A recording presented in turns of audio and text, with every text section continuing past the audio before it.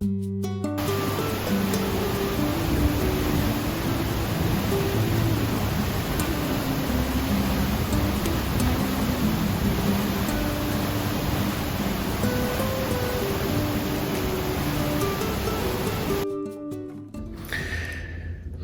morning and welcome to the online devotion from Mount Gilead Church. My name is Mike Bridgewater and today is August 5th, 2022. Today I'm also joined by my good friend Jack Heaston. Welcome, Jack. It's great to be here, Mike. Always great to get an invitation. Well, it's just good to sit down and share the word with you. And you've had a real fun summer, right?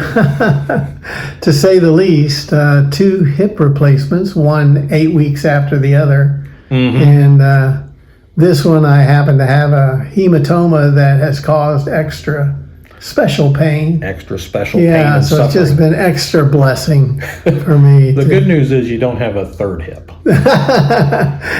Thank God for only 2. Well, maybe we know how Jacob feels right now. Yeah, I know. Boy, oh boy. Touch his hip and have to limp the rest of your life. Yeah. So today we're going to talk about a few little parables at the end of Luke chapter 14. Mm-hmm. And the book of Luke in chapters 14, 15, and 16, there's just so many great parables and stories in there. But kind of smack dab in the middle of some of those stories are these parables about the cost of being a disciple. Yeah, and I have been in the ministry for a long, long time, and I have found a lot of people that find it very difficult to hear these teachings on the parables and the strength of them, mm-hmm. and the call to discipleship that they don't kind of like. Yeah. Because it has a demand to it. Right. Like there is a cost to discipleship. This particular section starts off with a parable about a wedding feast where someone invites all of his friends and his family. Yeah. And it moves to another parable about a great banquet. Yeah. Where everybody's invited but nobody wants to come. And so the master of the house sends out to the highways and the byways for anyone who wants to come. And then it gets to this parable about counting the cost of discipleship that is a very strong teaching from mm-hmm. Jesus. And believe it very, very strongly myself. Yeah. Let me just kind of go through this and talk about what he says here. And it's really hard teaching. You see some of the same hard teaching in the book of John, but he basically tells them, he says, if you want to be my disciple, you must by comparison hate everyone else. Your father and your mother, wife and children, brothers and sisters, yes, even your own life. Otherwise, you cannot be my disciple. And if you do not carry your own cross and follow me, you cannot be my disciple. Now, Jesus doesn't want us to actually hate our friends, right? I don't think he wants to literally hate your friends, but I think in comparison to the love that you have for Jesus and for God, for Christ, in comparison, the relationship with all others could be hate. In comparison, it pales. Yeah. In comparison to the love and the respect and the relationship that we are offered. The devotion. To Christ, the devotion, yeah. And so he makes that pretty clear. And of course, people rail against that. Are you kidding me? You think that I'm supposed to hate my mom and my dad? Well, how much do you love Jesus is the question. Right. Not how much do you hate your mom or dad, but how much do you love Jesus? Is he first in your life? Have you sold out to him? Have you given him your everything? Yeah. Have you died to yourself and to all of the stuff of life, mm-hmm. so that Christ can see that he is your everything? And that's the comparison I think that Jesus is making here in our relationship with him. How's your relationship with Jesus? Yeah. Well, then he goes on and he talks about this counting the cost.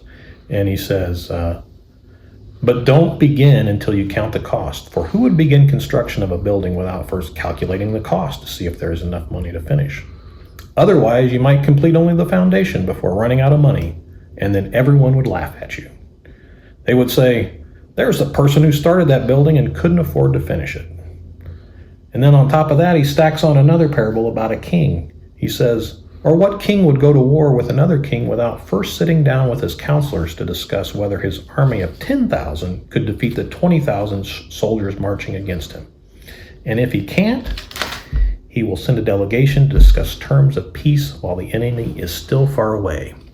So you cannot become my disciple without giving up everything you own. You cannot become my disciple if you don't give up everything that you own. I read kind of a story, kind of a dialogue between Jesus and another person. Mm-hmm. And the dialogue went something like, the person said, I want to be your disciple. And Jesus said, oh, really? Well, that'll cost you. Well, how much will it cost you? How much will it cost me? And the answer was, well, everything you have. What do you have? And the fellow said, well, I've got $150 in my wallet, and I've got about $10,000 in my savings account, about $6,000 in my regular account. And Jesus said, okay, I'll take those. What else you got? Well, I've got, I guess I've got a car and I've got a house. Okay, I'll take those. You got anything else? Well, yeah, I just kind of bought a new boat, so I have a boat. Okay, I'll take the boat. Anything else? Well, I just have the clothes, that I have on my back and just the essentials of life. Okay, I'll take those. What else do you have? Well, I've got a wife. I've got some kids. Okay, very good. I'll take the wife. I'll take the kids. I'll take that too. Do you have anything else? Jesus, heavens no. All you've left me with is myself. Oh, you think you have yourself? Mm-hmm. I'll take that too. Take that too. Yeah, so then Jesus says, okay, now here's what I'm going to do. I'm going to give you back all of these things, but I want you to remember that you gave them to me, that they are mine. Mm. And so anytime I need it, anytime I need something, anytime there's some need in the kingdom, then remember those things are mine, and you need to use those for my benefit and for my glory. And so it kind of makes it a little bit different in the sense that everything that we have when we come to Christ is His. Yeah. And if you hold back anything, then you're holding back in your discipleship with Christ. You're holding back in what you are offering to Christ. That is your all. And I've often thought about that discussion, and I've often asked myself the question, is everything that I own His? And is everything that I have available to Him? Mm-hmm. And I would come up with the answer, yes, it should be. If you have a need, Lord, here it is. Take mine. It's already yours. Mm. So maybe that's a little bit of the thought process that goes in the concept of discipleship.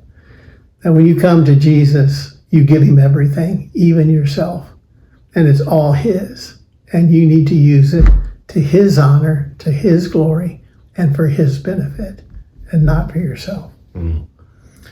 Thank you, Jack. That was really good. He finishes this little section in Luke 14 talking about salt again. Mm. And we talked about salt here on the parable show a few weeks ago when we were talking about salt and light. But Luke puts that little story right here at the end of this, and basically reinforcing that you're to be set apart, you're to be different, you're to be salt in this world. And if you're not salty, what does it say happens to you? You are no good, and you might as well be thrown on the manure pile. Thrown on the manure pile. So there are some pretty heavy-duty teachings right there. Yeah, pretty heavy-duty teachings. I'm sure some of the people that were just kind of following around to see miracles or get some free fish and some free bread might have turned away and went somewhere else at that point, because that's some tough teaching. out of Luke 14. There were times that people did say to Jesus, this is too much for us. This is too hard for us. And that's why Jesus comes here and says, you need to count the cost. Before you say, I am your disciple, you count the cost. What is it going to cost me?